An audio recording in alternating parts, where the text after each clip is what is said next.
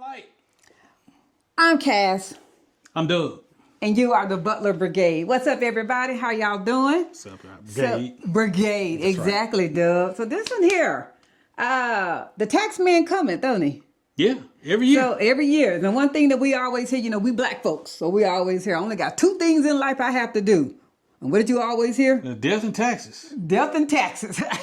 Yeah. So today we're going to talk about the tax man coming.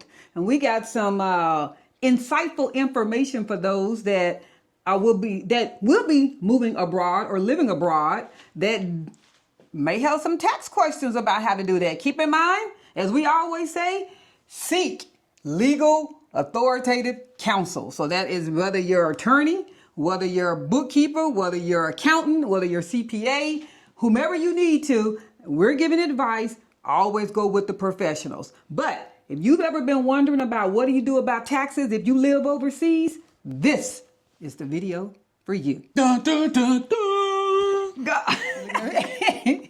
So, if you had to guess, what would you say? Do you feel expats, immigrants, have to file taxes if they are not living in the U.S.?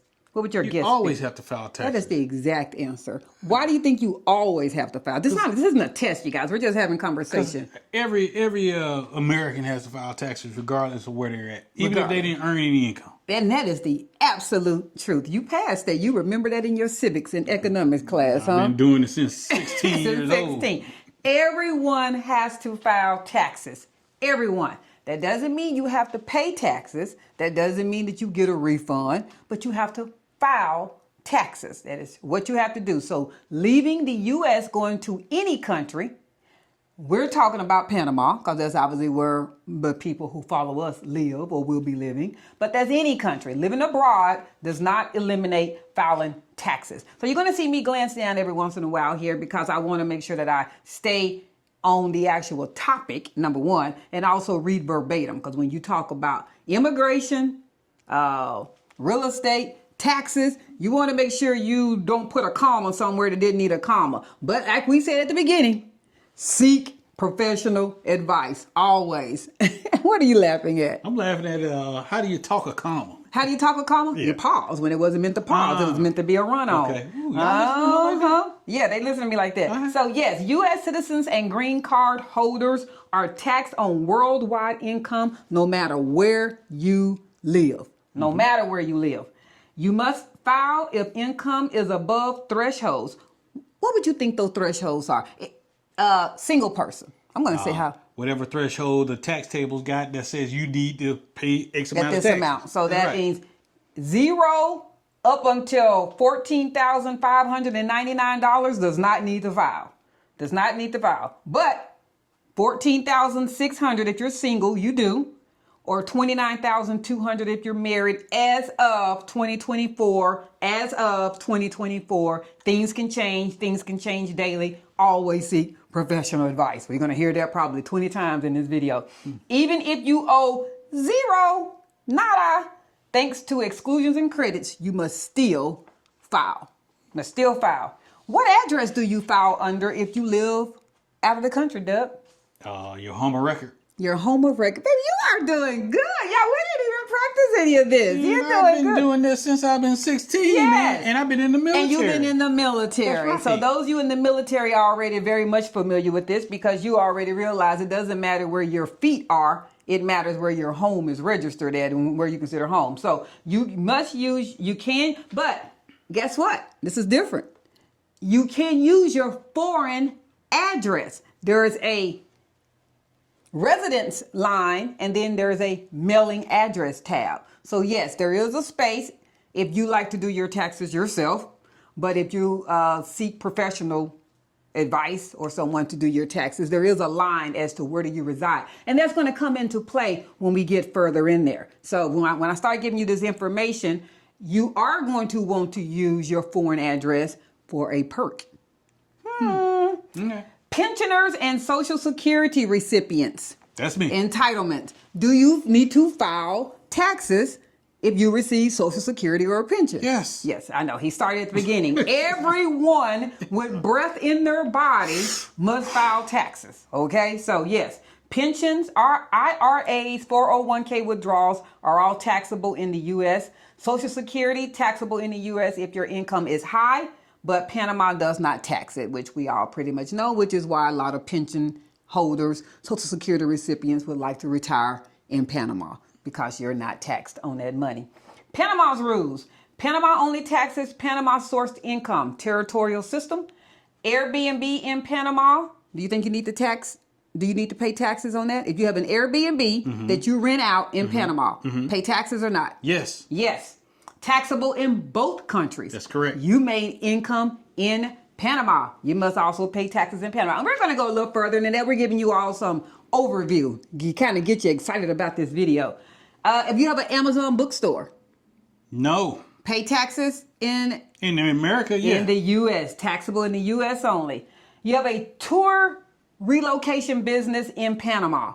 Both. That's correct. U.S. Social Security. U.S. U.S. only. That is correct. So now we're going to dive a little bit further in that. Though some of those things that we just gave you an overview on, if you found that interesting, stay tuned. And if you want to hear how your rent living in Panama can be tax deductible, really stay tuned. I got a good one for you. And this is legal, not no hookups. We don't do hookups, okay? Them places out there you can do hookups. We ain't doing hookups. This is legal, but always still seek professional advice. I don't know no places that give you hookup on taxes. Well, you know, I understand taxes, but we ain't gonna go into that. I'll tell him after the camera's off. We'll talk about that later. All right, so what is FEIE, also called Foreign Earned Income Exclusion? You had to guess. Play on words. Foreign earned income exclusion. In layman's terms, is money that you earned while living in another country.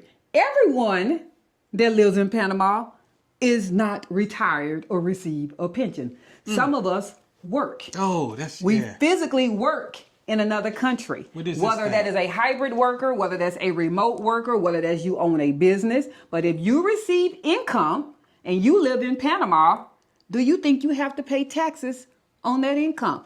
Keep in mind, you're probably being deducted taxes right now, but do you think you can possibly get that money back? I think you're going to let me know. Yes, you can. If you make less than, basically under $126,500, okay? As long as your income is less than that, or I should put it that way, is capped at that. You can make $300,000, but up to $126,500 is excluded from being taxed in another country. It's called the FEIE. And for those of you going, whoa, wait a minute, baby. Every week, every month, every 2 months, I get my check from my said employer, and I got taxes being deducted. Whoa. But this has come to filing time. Whatever those taxes are that's been deducted, you can get that back. I'm going to tell you how.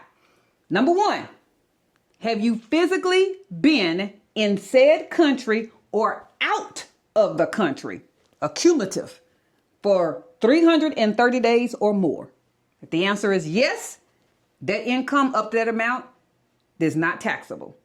And are you a bona fide resident, meaning you have no ties whatsoever in the U.S.? No home, no car, no driver's license, no pot of land, no pot, nothing. You have nothing. It's kind of a catch because how are you supposed to have a state of resident if you ain't got no attachment? Well, that's what your bookkeeper is going to come in there and tell you about, or your accountant. You have to be totally not living in U.S. anymore. Most of us who work is going to more than likely qualify under the 330. That's what they call it, the 330 rule. Have you been out of the U.S. accumulative in calendar year, January 1st, 2024, 2025, sorry. Well, actually, we've been filing it. I was right. So January 1st, 2024 through January, I was right. January 1st, 2025 through December 31st, 2025, have you been out of the U.S. 330 days or more when you get ready to file in 2026? If that's the case, that income up to $126,500 as of the 2024 tax law, it is not susceptible to taxes. What you're going to do, claim form 2555 plus form 1040. It covers your wages and self-employment, but not investments, okay? You're going to also be able to get the foreign tax credit. These are things that your bookkeeper accountant, CPA is going to already know, but you might want to be aware of it so that you know how to request it. Like most things, your bookkeeper or accountant may not even ask you. It's not a normal question that when they're preparing your taxes that they go, have you been living in the U.S.? Sometimes the form will say, have you lived at that residence for so long? And some people check it and don't check it. But some people are probably so used to just going past it that you're not even realizing that that's to help you for a tax credit. It's to help you. So that's what you want to answer that for. You want to do the foreign tax credit. It's credit for foreign taxes you've already paid. It prevents double taxation. That is the claim with Form 1116. Go ahead, baby. No, I'm just listening because Okay. I'm trying to entertain myself while you're doing the tax all these stuff. numbers, Yeah, all these man. numbers. So the foreign tax credit is the one that's going to help you for those of us that have relocated to Panama and you paid to get couches and chairs. You paid for a car. You paid to ship your items. That's where you're going to fill that one out at. That's how you get that money back. Foreign Housing Exclusion deduction. So this is the one I said that you're going to want to listen to. All right. Got my ears open. If you could get your rent basically free, would you want to do that? But yeah. I ain't hesitating. Yes. Ain't hesitating. Yeah. If that meant you had to pay more in rent to then recoup your rent, would you do that? Well, do I have to? You have to. Okay. We're going to talk about the Foreign Housing Exclusion deduction. It is not a one-time credit. Okay. It is not. It is an annual exclusion deduction that most expats, immigrants do not claim. You get to claim it every year as part of Form 2555, the Foreign Earned Income Exclusion. How does it work? Here we go. Ears perked up. Everybody listening? I know they listening. Still perked up. Each year you live abroad and meet either the physical presence test, that's 330 days or more, or the bona fide residence test, you get to claim the housing exclusion deduction. That means you need to live in said place 330 days or more to get this. Go ahead. Well, you said either or. Right. Well, what's the other one? The ordinance is that you don't have any ties whatsoever. You live there all the time. Oh, okay. So you're going all the time. I got you. Okay? Everybody keeping up? I'm glad he's asking this. That means that you might have a question.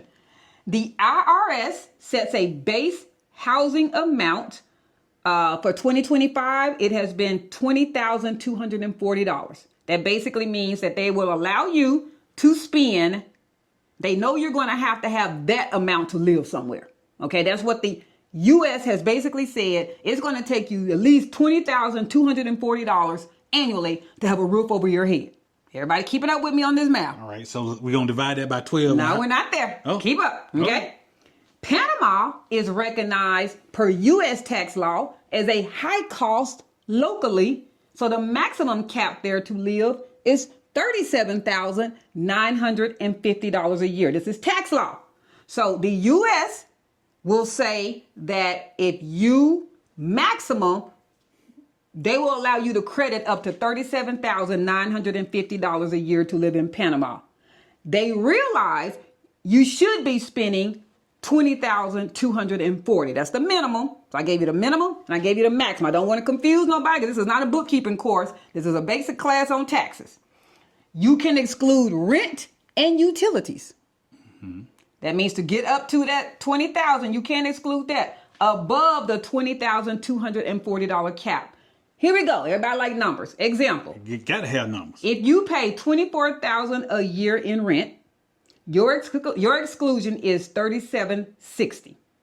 That is the difference of that. So what's included? Rent and utilities. That's gas, electric, and water. Most of us don't pay gas, so that's your water. That's it. Well, you said $3,760. That's $3,760. Okay. $3,760. Them commas better. That's what I said. Yeah, but you messed it up. But you did say that. So what's included? I just said rent and utilities, not eligible internet, phone, furniture, or mortgage payments. Sorry for all of y'all that did Friendly Nations Visa by purchasing property. This does not include you. I'm sure there is some other taxable allotment that you get for purchasing property in Panama or any other country. I'm sure there is. And that's why you should have a real estate attorney who can then speak to your real estate bookkeeper or accountant. but this is not about buying, okay? Your total housing cost for the month is $2,700. $2,500 plus $200. Everybody with me? That's annually $32,400. That's annually. The IRS base, it will allow, remember that $20,240? Remember I gave you that number? So you have to minus that from what you have spent. So deduct that. So $20,240 from $32,400. That's a balance of $12,160 that the U.S. will allow you to credit on the filing of your taxes. Okay, so that is legal. So I'm gonna ask what everybody else looking at this right now is asking. What minimum do I have to pay? Because I mean, you gave me a number, but that number more than likely is higher than what most people are paying for rent. Basically, the number that you need to reach is $1,900,867. I've already figured it out for you. If your apartment or condo with rent and utilities is less than $1,900, you might as well keep on moving past this part of the video. Well, you need to come up. You need to come up. No, man, I'm not going to come up just to get a credit. To get the credit. But here's the caveat. I want this to be very clear. If you decide to come up to $2,500 or $2,000 or $2,100, remember this is with your utilities. You just was able to reduce your rent down to $1,013.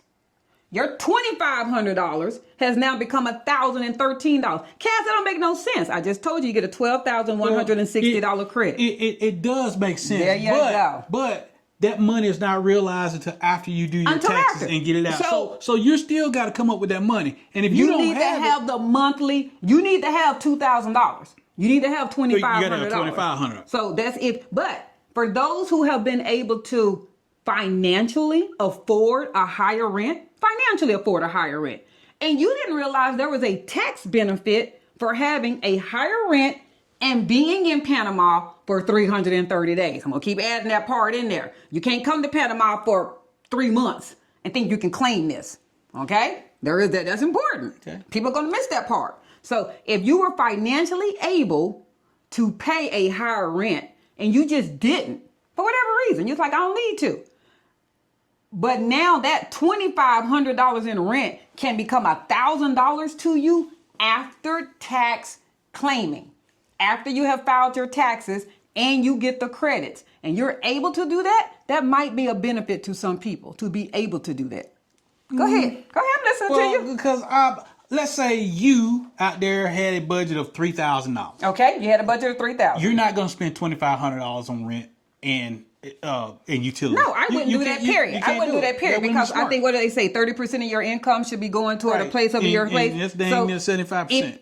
If you make $3,000, that's too much. Right. I mean, but that to increase was not to the person that is already at their cap. They're already at their red line. Right. I guess it's dumb like to say. I'm saying that is a great perk for taxes and to overall make your rent low, but a lot of people ain't gonna be able to do it because it's a big chunk of money each month. Yeah, I don't know about a lot. I wouldn't say that. I wouldn't say a lot because there's a group of people that are moving to Panama that have I'm not gonna be funny about it, $10, $11, $12, $13,000 a month to spend. I'm not being funny about that. But there's a lot of group that got below that. They got below that. But obviously, if you have below that, et cetera, you ain't gonna do it. I already gave it to you. The line is 1986.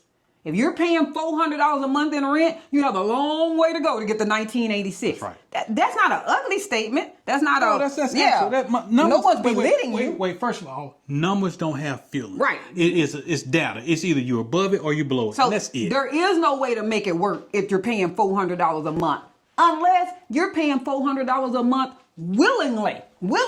You have the sky's the limit on ends, but you just chose a $400 a month price. Well, I'm about to say, but everybody chose what they picked. Yeah. Ain't nobody forced to pay something that they can't afford. No. So you have to come up to $1,900.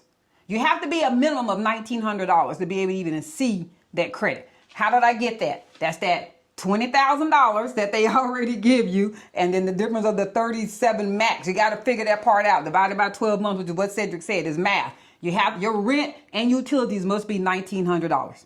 Has to be. Otherwise, you're not even at the minimum. So you got to get above that because they are already allocating. The U.S. is allocating, they feel, to have the lifestyle that you need to have, you should be paying $20,000 in expenses. It just so happens you don't have to pay that in Panama. It's an affordable place to stay. You don't. So the U.S. is saying you're not going to get a credit because you're paying $400. So here's the rub. Here's Yeah. the rub. If you're living your best life and your mission was to get the most affordable apartment or a condo that you could, you more than likely say, "Hey, I'm not getting anything above $2,000." You probably did. I'm gonna go around $1,000 mark. As most of us do. As most of us do. As most of us. And then your utilities are gonna be right about $100. Yep, at best. Okay, so you're at $1,100. You're a long way from $2,000. A long way. Long way. So then you also go, okay, if I'm above that threshold and I'm balling, I'm gonna use, that's my term. You balling. You gotta hope the United States doesn't change the tax law Well, the next April, the year over. But you spent that money in real time. You spent it in real time. So now you sitting here today looking at this video going, should I move to a more expensive place that I can carry that I can carry and hopefully get this tax? But then you can't leave Panama for an extended period of time. I want to go to Colombia for a month. Well, I want to go to Brazil for a month. Because you got to be in country for 330 days. Okay, here's the key with that. So, yes and no. Okay. Again, your accountant is going to be able to specify that. You need to be gone from the U.S. 330 days. Okay. So, I'm mistaken on that part. I don't want to. So, I guess if you ever got audited or something, hey, I'm being real, y'all. I don't know. I guess if you ever got audited or something, and somebody wants to say, hey, were you really gone 330 days? They're probably going to have you bring your passport. And that's if they have to even have you bring it. They probably can look that up. Yeah. I mean, they're one government entity to another government entity. If they see you came back to the U.S., then you weren't gone 330 days. Yeah. But you need to be out of the U.S. for 330 days. That part is easy as far as how many days you've been gone. That part is easy. I thought it was Panama. So no, you got to be out of the U.S. Out of the U.S. Okay, I got you. Foreign exchange, whatever the acronym thing was that I gave. But that's a big X for a lot of people. 365 days. What's that? That's only not being in the U.S. for 35 days? Something like that? Something like that. For most people, that's a... Yeah. But I know there's a lot of people that they said bye to the U.S. and then we personally know a couple of them. They said bye and they ain't never came back. Sure. You can take advantage of a credit that is allowed to you. It is legally allowed to you if you have surpassed the threshold of spending on the utilities and the rent. Okay? If you've surpassed it. So, back to where we were, because I said I was going to go into the FEIE a little bit longer than I did, so I'll pause. I'm going back to the foreign tax credit. That's the credit for foreign taxes you've already paid. I've already told you on that one. It prevents double taxation. You're going to use Form 1116. So that... the foreign tax credit, as I had started saying earlier, was like when you have shipped stuff over, you've purchased stuff, you've rebuilt your home. The taxes that you're able to pay, even on Amazon, when you get that, you are able to claim those taxes. I believe is up to $10,000. Again, I'm going off the top of my head on that one. Ask your accountant. Ask your accountant. Foreign housing exclusion. I just went through that one, so that was that. But it's claim form 2555. State residency trap. Some states keep taxing you until you are officially not there no more. A lot of states do. They don't care that you live in Panama. You come back and forth. You must file your state tax. There are a lot of states out there that have state tax, and you need to figure out if you live in one of those, you still must file a state tax form in addition to filing your actual federal taxes, although you don't live in that state anymore. Just how it goes. Yep. The solution: file a final part year state return and update all records. Foreign bank account reporting, FBAR. Required if foreign accounts are ever over. We should all know this number by now because it don't matter what bank you go to. If that number comes up, there's some taxes involved. $10,000. $10,000. So for those that, as Cedric say, everybody ain't broke, baby. And for those that have happened to put more than $10,000 into a foreign bank account, paperwork. You will have to have an additional paperwork. That's why we never exceeded $9,999. And again, remember, that's in one account.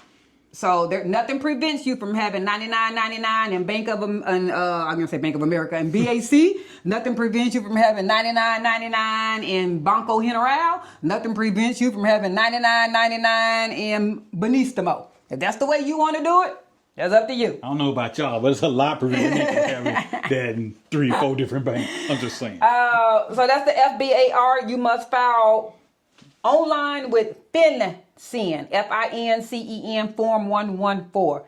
FATCA, that not FAFSA for education. FATCA, FATCA Form 8938. It report foreign assets if over $200,000 if you're single, or $400,000 married abroad. That's somewhat, I guess, has to deal with those that we just said that purchase property. You probably got to do that, or just foreign assets in general.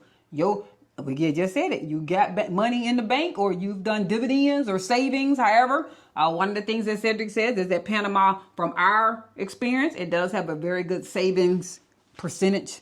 And your percentage rate. Rate. Yeah. Some of you might have your money in a foreign bank because of the percentage rate. You might have numbers over this amount. That's just good to know. Retirement accounts abroad. Many foreign pensions don't get U.S. tax deferral. Check if a tax treaty applies. Report on Form 1040. Self-employment taxes. It's even with FEIE. That's the one I did earlier about if you make less than $126,500. You still owe Social Security and Medicare unless a totalization agreement covers you. That's something you and your accountant are going to have to talk about. I don't know too many people that get a totalization covering them. We all have seen that line item that says FICA and SS. So if you've been an employee, it's being deducted. Yeah, you don't have a choice. I don't know. If you're one of those people that's able to get that waived, I don't know what you are. I mean, I've never seen it. You need to do a Schedule SE. Dependent and child tax credits. You think you still get those? Everybody that got those high education dues and I'm on the back half of life. I don't get none of that. I'm saying people that are in Panama. Do you think they still get it? I got to be honest with y'all. I'm just thinking about me and my situation, so I don't know about anybody else. Dependent and child tax credits still apply even if you're in another country. It is up to $2,000 per child. So for those of you that have looked into the Panama education system, that $2,000 is probably not going to go that far, but a credit is a credit because educating your child in Panama is very expensive based on what we have seen in our WhatsApp community. Free. It ain't free. No. Claim with Schedule 8812. Capital gains and property sales. You sell foreign property. Can selling foreign property can still trigger a U.S. tax? We already know that. Because you got income. Claim exclusion, $250,000, $500,000 married if it was your main home. $250,000 single, $500,000 if it was your main home. You report that on Form 8949 and Schedule D. So yes, if you sold property, you sold your primary house to relocate to Panama, you need to claim that. You need to file that. Everybody needs to. Everything gonna have to be filed. Yeah. We said that at the beginning. It's gonna have to be filed. You ain't getting out of it. Nope. The tax man cometh. He comes. Pay me. Pay me all the time.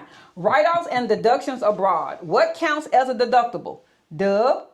Housing. We kind of went through this one already. Yeah. Anything I'm going to get a credit for or whatnot? With exclusions. Yeah, man. With exclusions. Medical expenses above 7.5 AGI. So annual gross income. So above my income? You can claim it above your income. Hey, there are some people that their income might be on a limited means due to Social Security. That's your income. You might have more medical expenses than that. So yes. I got a medical debt that's 7 times more than what I make. Medical expenses above 7.5% AGI. That's how your tax law is written. Talk to them people. Yeah, wow. Oof. Business costs, travel, co-working, advertising. Yes, always. Always. They all business owners out there. Y'all better start claiming them taxes, at least credits. Credits. I ain't necessarily saying it's a refund, but at least it's a credit. It can help offset some of those repayments.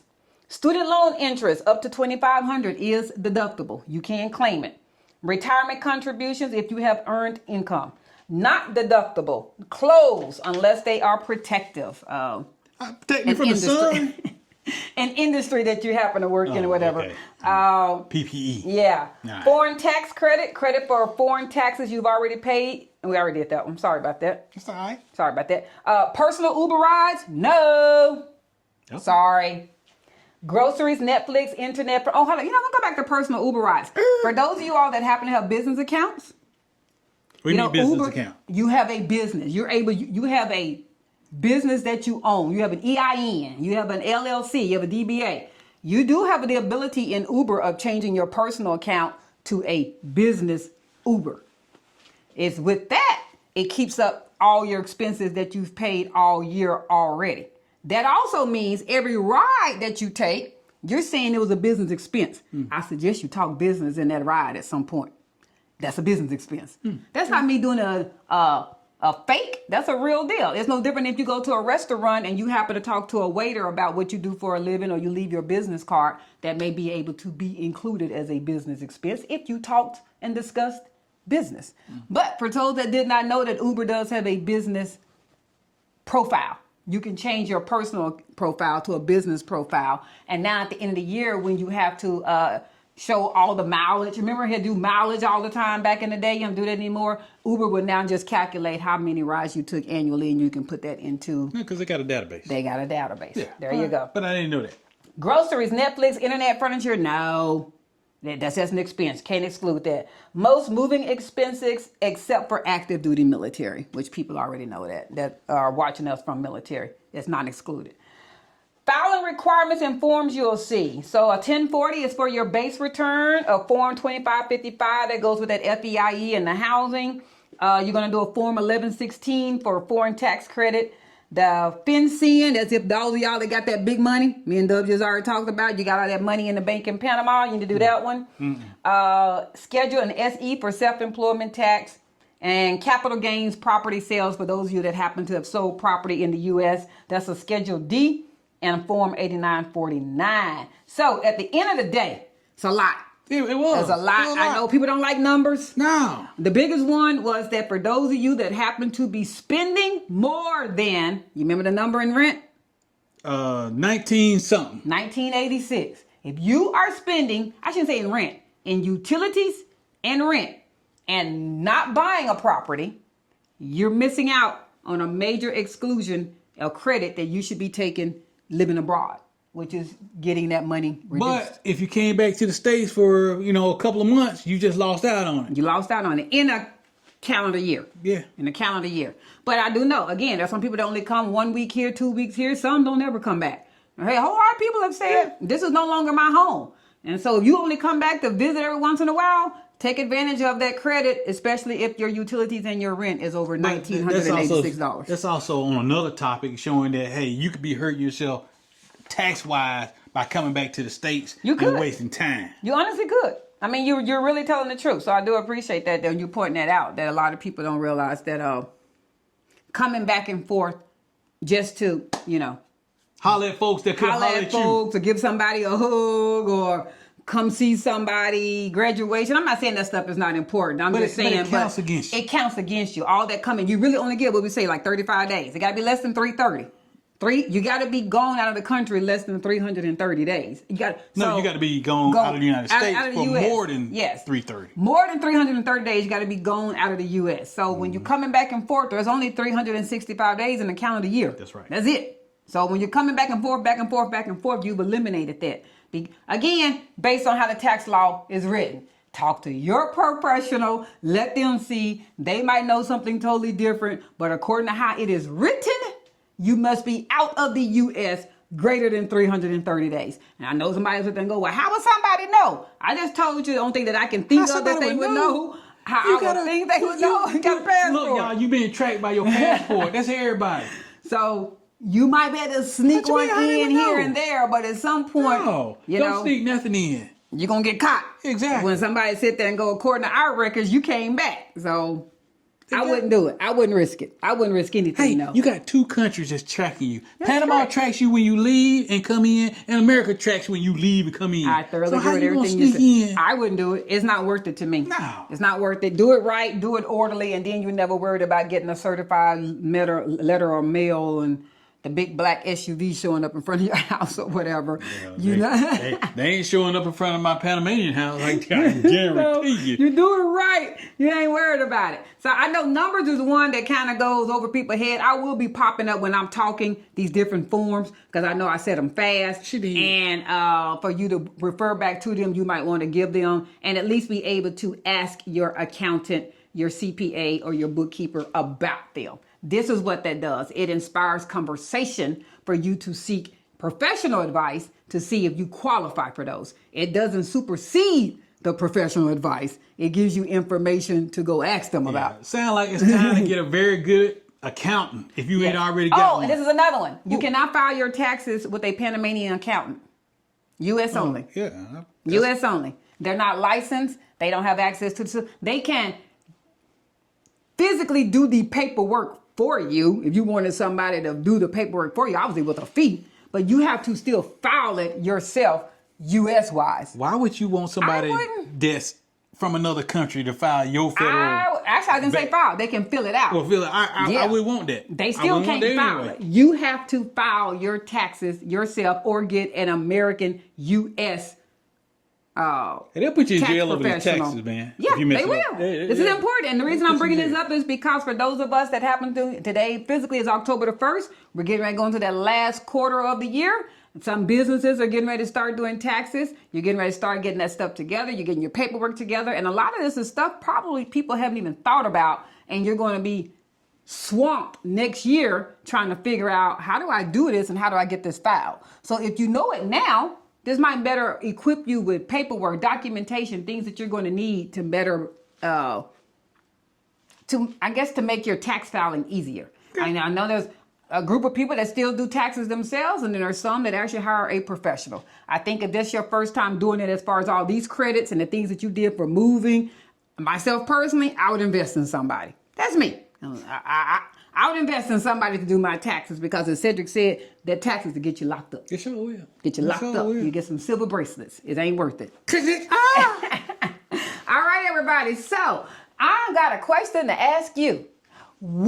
For those of you that can financially afford to increase your rent, if you could come up to $2,500, that's just the one that I threw out because I did that as an example. If you could increase your rent to $2,500 with utilities, so that at the end of the year, the next year, when you file taxes and you receive the credit, you would basically get a credit that would have made your rent go from $2,500 to $1,013 with the credits. Okay? Is that something that you would be willing to increase up to do? Doug? I would answer that question with a question. Yeah. Are you willing to give up your maid service and your chef in order to get a bigger tax return? Oh, you're telling me like in order for us to do that, we have to come up. No. Exactly. Because I don't look at it as a tax return. This is me personally. We're not just talking now. We don't look at it as a tax return. Yeah, we'll never get one most anyway. of the time, we don't get a return. No. I'm not being funny. We ain't shooting our horn. But if you are high wage earners and if you have a business, most of the time, you have to make payment out. You issue a check to the government. So what that does is it can reduce the amount of money that you might have to pay them. So to have paid $2,500 to not have to pay the government, I don't know, $10,000. I'm making this number up. To me, that might not be worth it. To me, in my opinion, But that might not be. I'm talking about for us. Yeah. That wouldn't be worth it to me for us because we don't get refunds. Now, if you happen to get a refund, this might be a conversation that you might have to sit down and actually converse about. But see, here's the thing for a lot of people that are in the retired realm, okay, and even working in country, yeah, that brings your expenditures up, drastically. Yeah. So that means your leisurely stuff gets cut drastically. So it's a balancing act, and that's a balancing I don't want to do. Okay. I just don't. I got you. Because our monthly budgets, man, I ain't worried about it, right? Because we're so far under what we. Yeah. Absolutely. So, I would do it. That's us. But I can't wait to see y'all's comments and see what everybody else has to say. So until next time, like, share, follow, comment. Subscribe. We're out, y'all. Text me and comment.